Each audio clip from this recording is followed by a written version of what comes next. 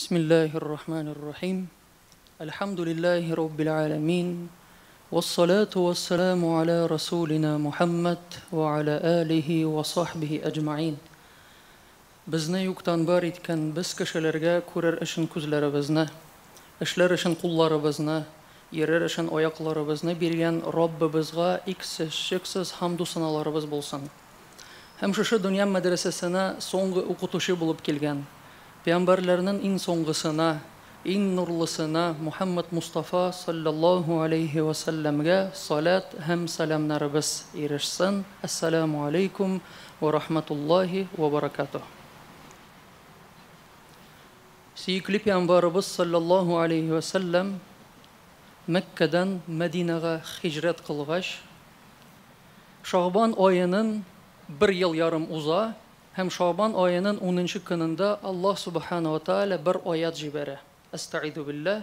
Ya eyyühellezine amanu kutiba aleykumus siyam kama kutiba alellezine min qablikum leallekum tettakun.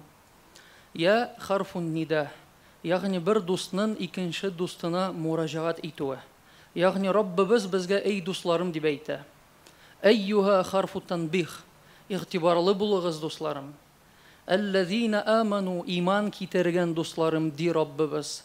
Yani Allah subhanahu wa ta'ala bizning imanlarımızga o'zi de şahitlik kitire. Ey imanlı bendelerim deb ayta, dostlarım.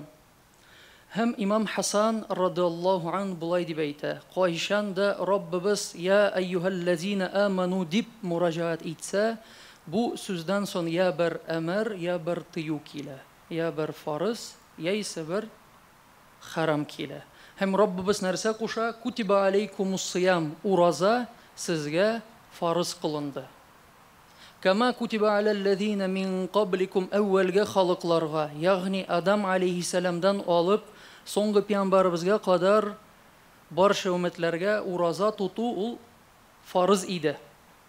La'allakum tattaqun, shoyat siz taqvolilardan bo'lursiz.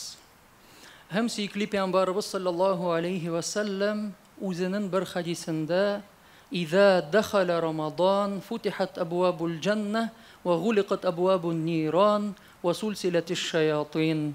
Ramazan oyi kirganda futihat abwabul jannah jannat eshiklari ochila wa ghuliqat abwabun niran tamugh jahannam eshiklari yopila wa sulsilatish shayatin ham shaytonlar shilbirga baylana.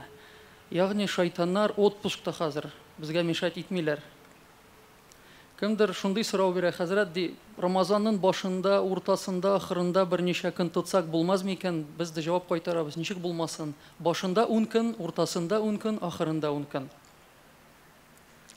Ham suyukli payg'ambarimiz sallallohu alayhi va sallam shulay ayta: "Man soma Ramadonan imanan va ihtisaban ghufira lahu ma taqaddama min dhanbih."